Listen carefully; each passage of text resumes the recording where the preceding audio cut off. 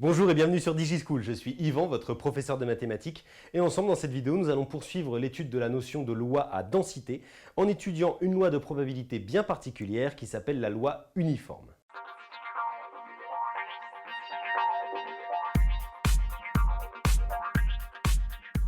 Alors bien évidemment, si vous ne savez pas ce qu'est une loi de probabilité ou une densité de probabilité, je vous invite à visionner les vidéos précédentes puisque ces notions sont indispensables à la bonne compréhension des vidéos qui suivent.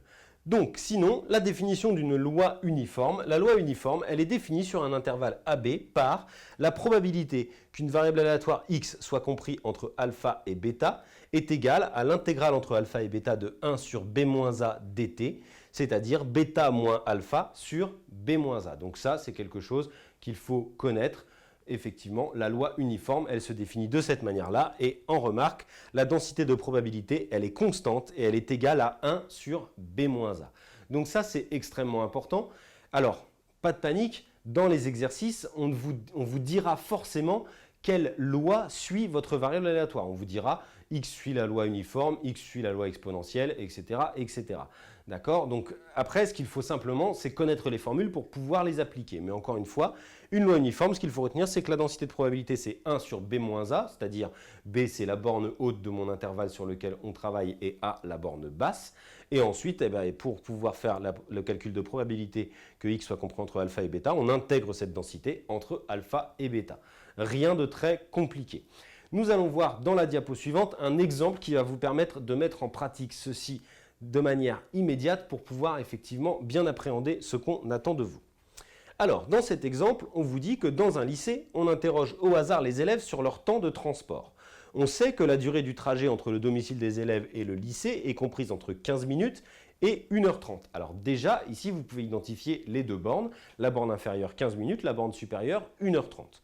Soit x, la variable aléatoire, égale au temps de trajet d'un élève, on suppose que x suit la loi uniforme. Donc comme je vous le disais, on vous donne toujours cette information dans les exercices. Question, donnez la fonction de densité, première question, et calculez la probabilité que la durée de trajet soit comprise entre 30 minutes et 1 heure. Donc on va faire ça ensemble, vous allez voir, ça va être extrêmement simple. Comme on l'a dit dans la diapo précédente, la fonction de densité, f, elle est égale à 1 sur b-a, où b est la borne haute et a la borne basse. Donc ici, la fonction de densité, eh bien c'est 1 sur b-a. Alors b, c'est 1h30, a, c'est 15 minutes. Bien entendu, on fait la conversion. 1h30, ça fait 90, moins 15. Donc ici, effectivement, 90 moins 15, ça nous fait 1 sur 75, tout simplement. Donc voilà ma fonction densité de probabilité qui est une constante égale à 1/75e.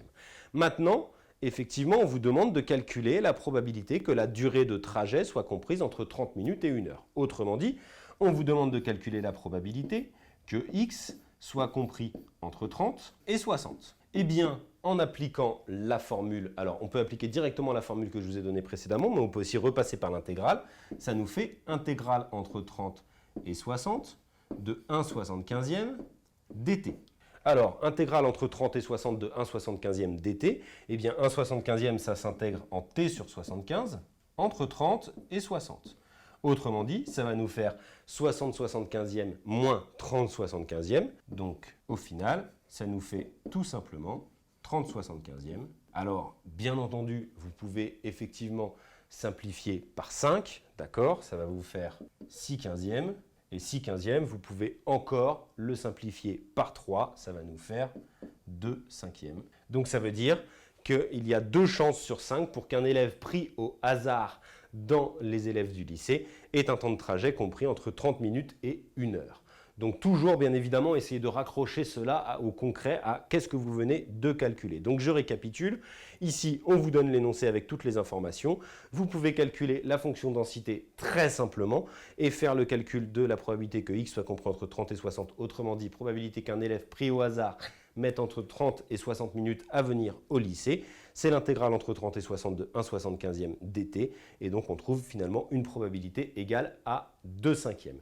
Voilà donc pour la loi uniforme et une utilisation concrète dans le cadre d'un exercice. Cette vidéo est maintenant terminée. Je vous invite à poursuivre l'étude des lois de probabilité avec la vidéo suivante dans laquelle nous aborderons ensemble la loi exponentielle. Et quant à moi, je vous dis à bientôt sur DigiSchool.